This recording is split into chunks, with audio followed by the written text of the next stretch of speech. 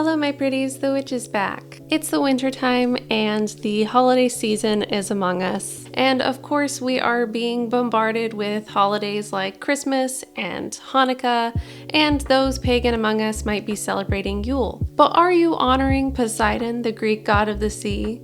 Or are you having a raunchy party on behalf of Demeter and Dionysus? Because maybe you should be. Let's start with Poseidon. Poseidea is a Greek festival which would honor Poseidon. It seems to approximately start around mid-December and last through January. In the ancient Greek calendar, it is based off of the lunar calendar and the lunar day, and each month, instead of it being like January, February, is named after a god. Somewhere starting around mid-December and going in through January would be the month of Poseidon. And in the month of Poseidon, there's also a day of Poseidon, which would be the 8th day, because not only does the ancient Greek calendar name each month of each lunar cycle of the year after a god, but also within the lunar cycle, each day would be dedicated to other gods within that. So the 8th day of the lunar cycle in the month of Poseidon would approximately be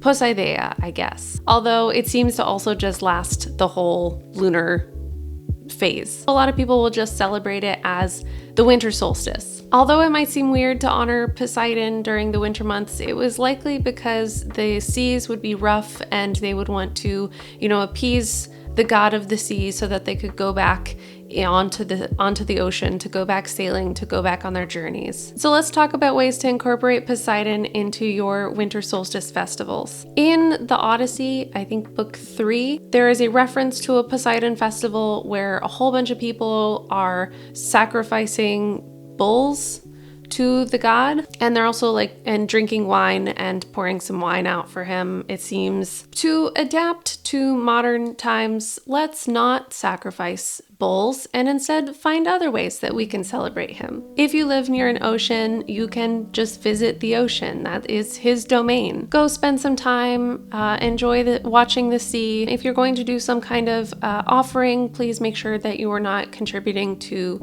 waste, because I'm sure he would not like that. In fact, if part of your offering was to go and pick up whatever litter that you happen to see at the beach or in the ocean, that's a lovely offering in itself. If you don't live near an ocean, you can create your own little mini altar to the sea god, maybe with salt water and seashells, anything that invokes the spirit of Poseidon. One of the more traditional Hellenic ways to honor the gods would be to recite Orphic hymns, which are basically devotional poems. I'm sure you can find them online. I have a few books that have them, but you can also write your own if you feel called to do that. If you're celebrating other winter solstice festivals and you just kind of want to compile them into your own so that it fits you, you can do that. I, for example, have a Yule tree in my house. I decorate my tree with things that would be offerings or symbols of deities, and I have a few for Poseidon to honor Poseidea. Feasts and wine are also appropriate for basically any holiday. I personally have a family tradition that is inspired by Poseidea. It is going on almost a decade now. I am the only pagan in my household, and I decided to pitch doing something a little bit different for Christmas, because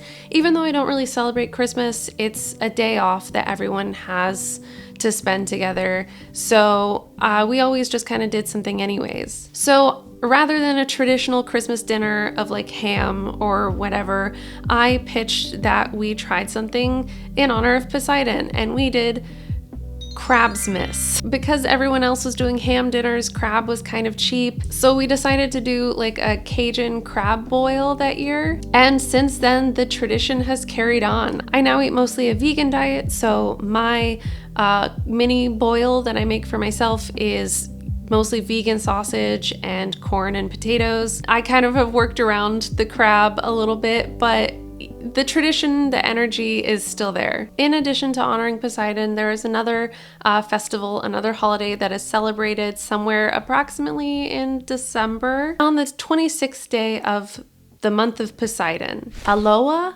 I believe. Haloa. Haloa honors Demeter, goddess of fruits, and Dionysus, the god of wine and vines. Persephone is also often included in this because she is the daughter of Demeter, and this is a fertility festival. This festival was not child-friendly and was just celebrated by women at the time. The women would feast, they would have raunchy conversations, they would lustfully dance with each other, and it was also a bloodless festival, which meant that no animal sacrifices would be a part of it. Instead, this party often included cakes or foods that were phallic shapes. And because it is honoring Demeter, there are some foods that are taboo and not allowed to have at Haloa, such as pomegranates, apples, eggs, and most meats. It seems to describe flesh, and it also seems like some fish dishes were okay for this, and maybe also fowl. I don't really understand what their definition of flesh was for this, but the idea was not to offend Demeter with these types of foods being present. Some people believe that maybe Haloa was the women's festival, and then at the time men were celebrating Poseidon and honoring him, but there's not a lot of details on that, so celebrate whatever you want to. Ways you can celebrate Haloa would be, I think, very similar to the original celebrations. You can have a vegan or vegetarian feast or party or dinner for yourself. You can, of course, do like a fish meal and combine it with Poseidea if you want to, but since, you know, the intention was that it was fleshless, bloodless, I feel like doing a vegetarian one would be a really nice way to, especially if you're not already a vegetarian or vegan, step out of your comfort zone.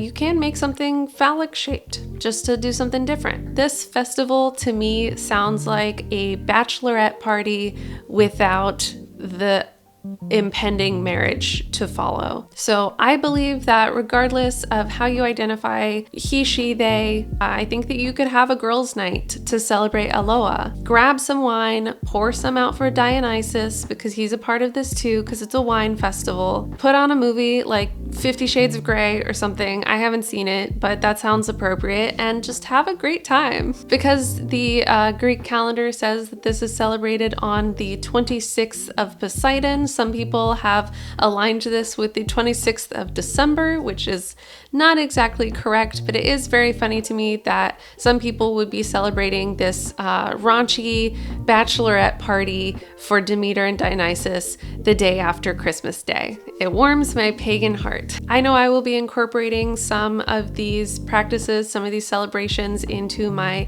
solstice celebrations, as well as throughout the rest of December and maybe even partway through January, through the month of Poseidon. I hope that whatever you celebrate, you have a wonderful holiday season. Thank you for watching, and I will see you guys in the next one.